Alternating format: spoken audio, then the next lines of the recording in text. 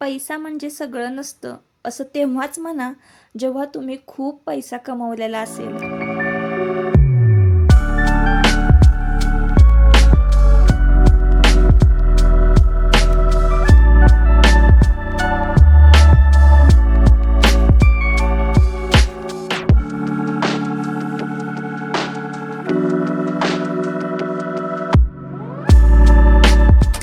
Hello नमस्कार, मी सुप्रिया आणखी एका नवीन व्लॉगमध्ये आपलं मनापासून स्वागत करते. तुम्हाला आजचा दिवस सुखाचा, आनंदी आणि आरोग्यदायी जावो. तुम्ही जी काही स्वप्न पाहिली असतील ती सगळी स्वप्न तुमची पूर्ण होत. त्याचबरोबर शुभ सकाळ सर्वांना. सकाळची वेळ आहे 11:30 पावणे 12चं बघा हे टायमिंग आहे. नाश्ता वगैरे झालेला आहे. घरातली थोडीफार क्लिनिंगची कामं आहे ना ती तशीच ठेवलेली आहे. आज आपल्याला ना छान साफसफाई करायची. पौर्णिमा जवळ आलेली आहे. नारळी पौर्णिमा आणि रक्षाबंधन 1-2 दिवसावरच येऊन पोहोचलेलं आहे. तर म्हटलं चला थोडीफार घरातली साफसफाई करून घेऊया. सणवार म्हटलं ना की साफसफाई आलीच आली. आणि कसं होतं ना कितीही आपण कितीही क्लीन केलं तरी आपलं घर ना म्हणजे आज हा भाग स्वच्छ केल्यानंतर उद्या तो भाग आपल्यासाठी तयारच असतो असं आहे. आणि एकदम असं सगळं क्लिनिंग आपण कधीच करू शकत नाही, कारण तेवढा स्टॅमिना पण पाहिजे, एनर्जी पण पाहिजे. ते तर आहेच. आणि समजा आपण जर क्लिनिंग नाहीच नाही केलं तर मग असं सणवार उत्साह असल्यासारखं वाटतच नाही. त्याच्यामुळे ना स्वच्छता ही असलंच पाहिजे. काय होतं ना ऐनवेळी बघा आता आपण गणपती बाप्पा वगैरे बसवतो घरामध्ये आणि क्लिनिंग नसेल ना केलेलं तर काय होतं, अशी चिडचिड होते बघा. एक स्वच्छ नसतं, एखादी वस्तू आपल्याला पटकन हाताशी मिळत नाही. तर अशा सगळ्या गोष्टी होऊ नयेत म्हणून आपली पूर्वतयारी जी आहे सणवाराची ती केलेली बरी असते. असो. तर बघा आता जुलैमध्ये ना आम्ही महाबळेश्वरला गेले होते. हां, जुलैमध्येच गेले होते महाबळेश्वरला.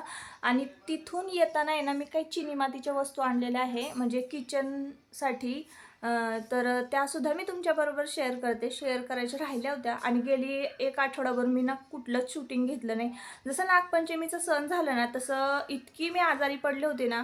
तिकडनं आल्यानंतरच खरं तर मी एवढी आजारी पडले होते ना, थंडी, ताप आणि खोकला आणि उठता पण येईना आणि बसता पण येईना इतकी. आणि सगळेच आजारी होते घरामध्ये. त्याच्यामुळं कुठलंच शूटिंग घेतलं नव्हतं.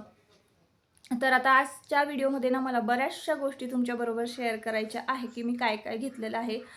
तर मी गळती घेतलेली आहे पितळची. त्याची किंमत पण मी तुम्हाला सांगते. जर तुमच्याकडे असेल तर तुम्ही कितीला घेतलेली किंवा मला ती व्यवस्थित बसली का, व्यवस्थित किमतीला बसली का हे सुद्धा मला कमेंट करून सांगा. आणि कसं होतं ना अशा वस्तू घेतल्या आपण आणि एक म्हणजे शेअर केला ना तर एकमेकांना कळतं की किमतीमध्ये किती फरक आहे, काय आहे. तर म्हणूनच ह्या अशा छोट्या-छोट्या गोष्टी ना मी तुमच्याबरोबर शेअर करत असते. तर एक फनी कमेंट आली होती आपल्याला एका ताईंची की थोडीशी फनीच वाटली मला ती.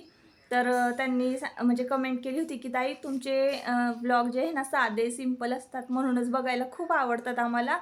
तर फक्त तुम्ही कुठल्या वस्तूंचं प्रमोशन नका करू, अशी कमेंट होती ती. तर प्रमोशन तर मी कुठल्याच वस्तूंचं नाही करणार. चॅनल मोठं झालं तरीसुद्धा. आता चॅनल आपलं छोटं आहे, आयडिया आपलं छोटा आहे, मोठा झाला ना तरीसुद्धा नाही करणार. बाळा बघ रे कोण आले, बघ कोण आहे.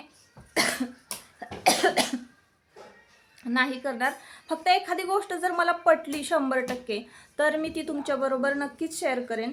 आता तुम्हाला असं वाटत असेल बघा, मिशो आणि फ्लिपकार्टवरून मी बऱ्याच साऱ्या वस्तू मागवत असते. पण मला एखादी गोष्ट नाही आवडली ना तर मग मी ती तुमच्याबरोबर नाही शेअर करत. हल्लीच मी एक बाथरूमचा ब्रश मागवलेला, अजिबात मला आवडला नाही. त्याच्यामुळे मी तुमच्याबरोबर ती म्हणजे वस्तू शेअरच केली नाही. आणि बेडशीट बऱ्याचदा मागवलेल्या आहेत, भरपूर साऱ्या बेडशीट. त्यातल्या ज्या चांगल्या आहेत त्याच मी तुमच्याबरोबर शेअर केल्या. आणि ज्या म्हणजे मागवलेल्या आहेत आणि थोड्याच दिवस वापरल्या आणि सगळ्या फाटून गेल्या, इरल्या.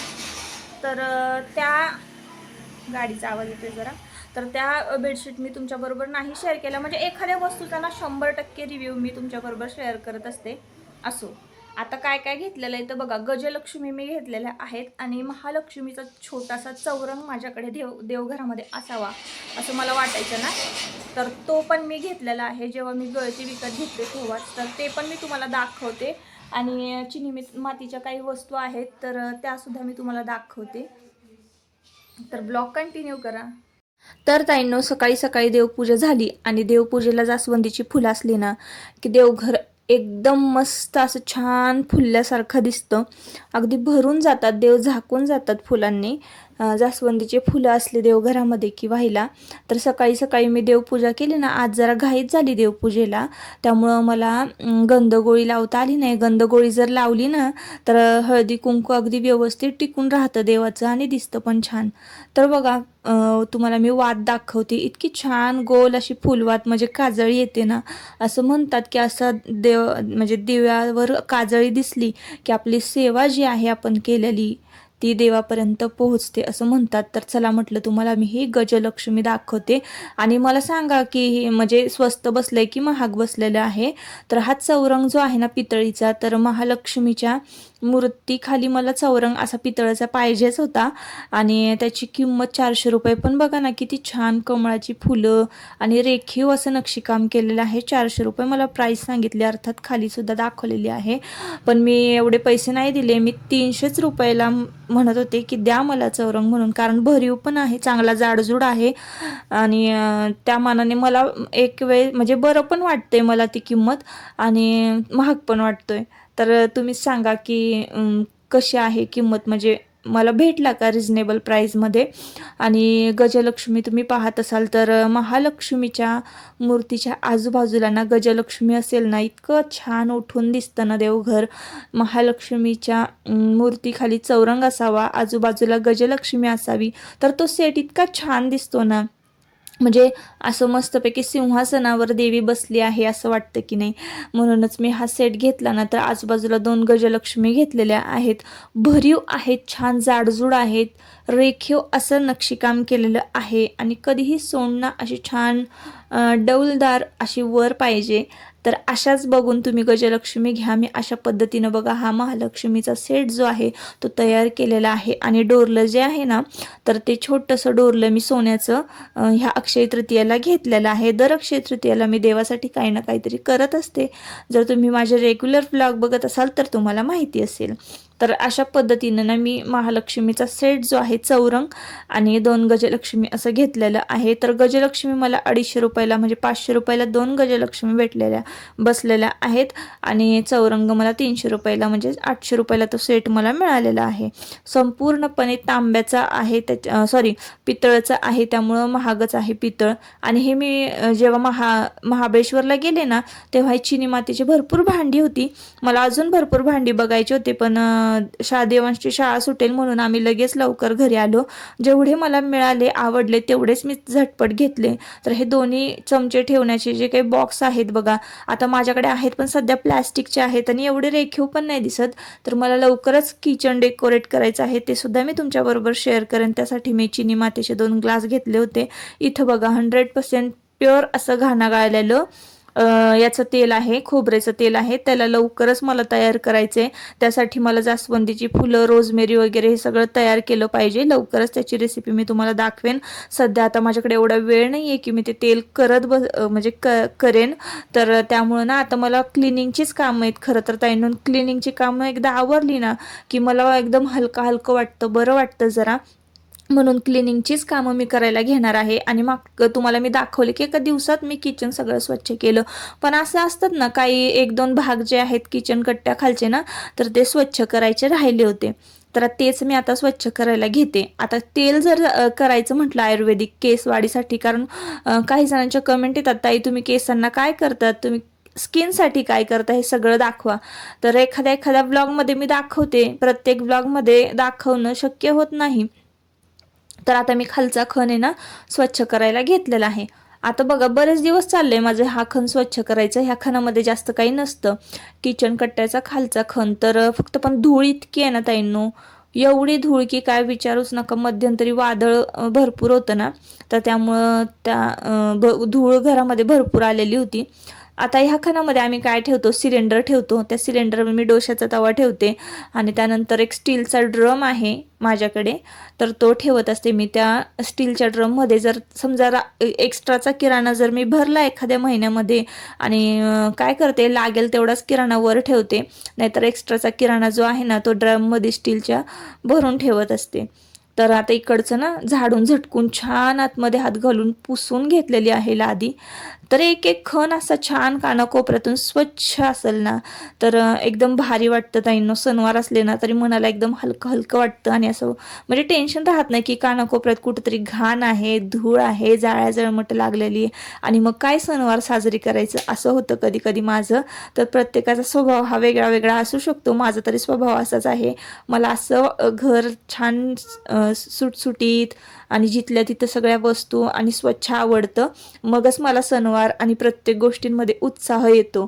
तर म्हणूनच मी ना आता हे छोटे छोटे खण जे आहेत ना, तर ते रोज एक खण असा स्वच्छ करायला घेणार आहे. कारण आता बघा नागपंचमी तर झाली, लवकरच गणपती बाप्पांचं आगमन होईल आणि ना श्रावण महिन्यामध्ये ना आमच्याकडे सत्यनारायणाची पूजा दरवर्षी घातली जाते ना, तर मग आपण देवाधर्माचं एवढं करणार आहे तर मग घर पण तसंच असायला पाहिजे असं मला वाटतं.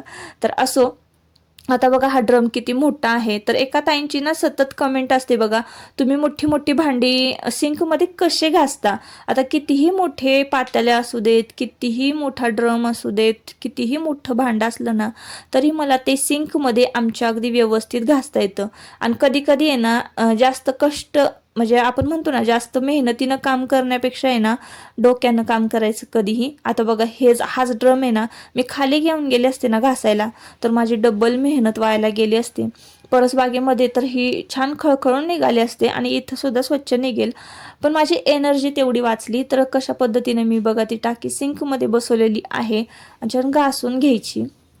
आता एवढी काही ती घाण झालेली नाही कारण त्याच्यामध्ये आपण काय फक्त मी डाळी वगैरेच भरून ठेवते आणि एक्स्ट्राचे मीठ भरून ठेवते. कधीही मीठ ना आपल्या घरातून म्हणजे घरातलं संपलं नाही पाहिजे, कारण मीठ हे लक्ष्मीकारक असतं आणि ते घरामध्ये कधीही भरलेलंच असावं.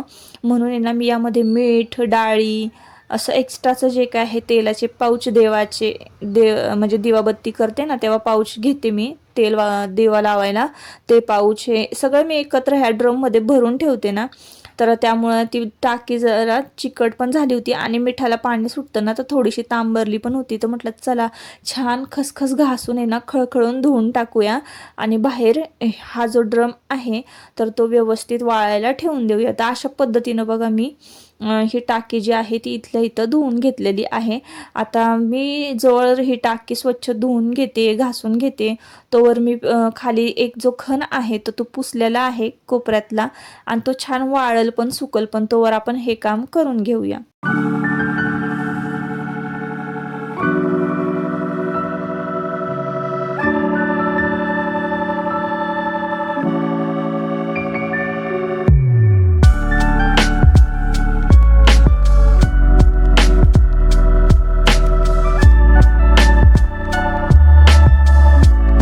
तर आज ना रेग्युलर कपडे धुतलेलेच होते, पण त्याचबरोबर ना उशांचे कवर आणि बेडशीट पण धुवायला काढली होती. आज ना मस्तपैकी गोडाची रेसिपी मला तुमच्याबरोबर शेअर करायची होती, रक्षाबंधन विशेष. पण काय होतं ना, अशा बारीक सारीक कामांमध्ये इतका म्हणजे वेळ निघून जातो ना की आपल्यालाच कळत नाही की दिवस कधी उगवला आणि कधी मावळला. असं होतं ताईंनो. त्याच्यामुळे रेसिपी काही तुमच्याबरोबर शेअर करता आली नाही. नेक्स्ट ब्लॉगमध्ये नक्की दाखवेन. आणि एखाद्या दिवशी म्हणजे बघा आता मी ब्लॉग तर मला शक्य होईल तितकं मी अपलोड करण्याचा प्रयत्न करते, पण एखाद्या दिवशी जर आपला ब्लॉग नाही ना आला, मला कमेंट पडते की ताई तुम्ही रेग्युलर ब्लॉग का अपलोड करत नाही. तर टायमिंगवर ब्लॉग अपलोड व्हावे ह्यासाठी मी खूप खूप प्रयत्न करत असते आणि रोज ब्लॉग अपलोड व्हावे असं मला सुद्धा वाटतं ताईंनो. पण मला असं वाटतं की तुम्ही माझे हे क्लिनिंगचे व्हिडिओ बघून बघून तर कंटाळला नसाल ना, किंवा वेगळं काहीतरी तुमच्याबरोबर शेअर करावं म्हणून मी विचार करत असते. पण तुम्हाला अशा साध्या साध्या पण व्हिडिओचा कंटाळा येत नाही मला विशेष वाटतं. तर असो ताईंनो, ड्रम आता वाळायला घातलेला आहे बाहेर. कपडे वगैरे काढून ठेवले, नंतर मग निवांत चहाच्या वेळेला घड्या घालून ठेवते. आता ना मी सिंकच्या खालचा खण स्वच्छ करायला घेतलेला आहे. तर सिंकच्या खालच्या खणामध्ये ना मी कोलगेट, साबण, कपडे धुवायचे साबण, अंगाचे साबण, कम्फर्ट, नीळ आणि त्यानंतर कॅट ॲसिड, हे सगळे बाथरूमचे जे काही प्रोडक्ट आहे ना ते सगळे प्रोडक्ट मी तिथं ठेवत असते. आणि आता म्हटलं हे व्यवस्थित ऑर्गनाईज करून ठेवावं, ज्याने ते पण वस्तू जर नीटनेटक्या असतील ना तर घरामध्ये खरंच बरं वाटतं. नाहीतर मग कसं पण कोंबलेलं असेल आणि अस्वच्छता असेल तर तिथं भरपूर झुरळं होतात, भरपूर पाली होतात. म्हणून हा पण खण मी स्वच्छ करायचा आज ठरवलेला आहे.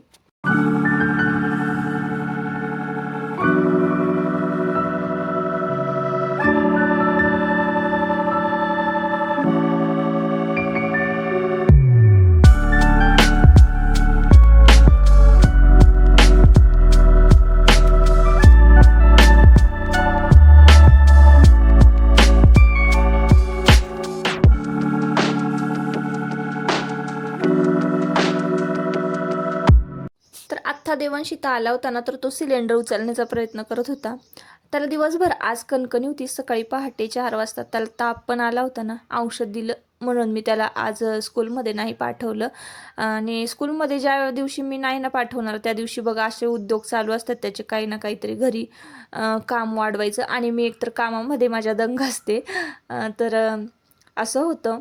त्याच्यामुळे ना मुलं वेळच्या वेळी शाळेत गेलेली बरी असतात, पण आता तब्येती पुढं काय करायचं. आणि ह्या आठवड्यात ह्या श्रावण महिन्यात ना खरंच सगळ्यांची घरातल्यांची तब्येत बरीच नव्हती अजिबात. म्हणजे ताप, खोकला, सर्दी असं सगळ्यांना होतच होतं.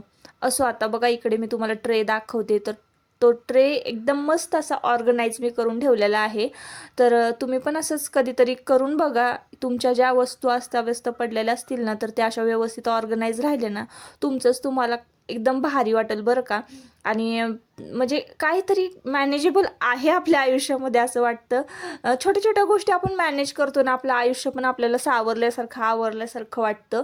म्हणून कधीही कुठल्याही गोष्टी छान सावरून आवरून ठेवायच्या, म्हणजे आपले पण विचार एकदम छान नीट अँड क्लीन राहतात. असं आहे, म्हणजे माझं तरी मत असं आहे, मी कुठं वाचलेलं नाही. मला असं वाटतं की आपल्या जर घर वस्तू व्यवस्थित ऑर्गनाईज केलेल्या असतील, स्वच्छ असतील, जसं काय असे ना, कसं का असे ना, जसं आहे तसं, पण ते नीट अँड क्लीन असेल ना, तर ते खरंच आपल्याला भारी वाटतं. म्हणून आपलं घर कसं का असे ना, कारण मी बऱ्याचदा बघितले तुमचं घर छान आहे, मग तुम्ही असंच तसंच भारी भारी व्हिडिओ बघून प्रत्येकाला वाटतं की आपलं घर असं असावं, त्या आपण जसं व्हिडिओत बघतोय तसं असावं. पण तसं काही नाही आहे बरं का ताईंनो. रील आणि रिअल लाईफमध्ये खूप फरक असतो. आपलं जसं का असे ना, कसं का असे ना घर, तसं त्या पद्धतीनं आपण आहे ना मॅनेज करायचं आणि नीटनेटकं ठेवण्याचा प्रयत्न करायचा. तर मी असं व्यवस्थित ते ट्रेमध्ये सगळं व्यवस्थित ऑर्गनाईज करून ठेवलं. टूथब्रश, त्यानंतर पितांबरीची पावडर सगळं एकाच जागी ठेवलेलं आहे. जे काही लागतं, बाथरूमचं लिक्विड, हँडवॉश, अंगाचं साबण, भांड्यांचं साबण, कपड्यांचं साबण, हे सगळं. चला तर आता या व्हिडिओचा मी इथंच शेवट करते. तुम्हाला हा व्हिडिओ कसा वाटला मला नक्की कमेंट करून सांगा. आता सगळं व्यवस्थित छान क्लीन आणि नीटनेटकं झालेलं आहे. परत मी तुम्हाला भेटीन पुढच्या व्हिडिओमध्ये. तोपर्यंत स्वतःची काळजी घ्या आणि मजेत राहा. Bye bye.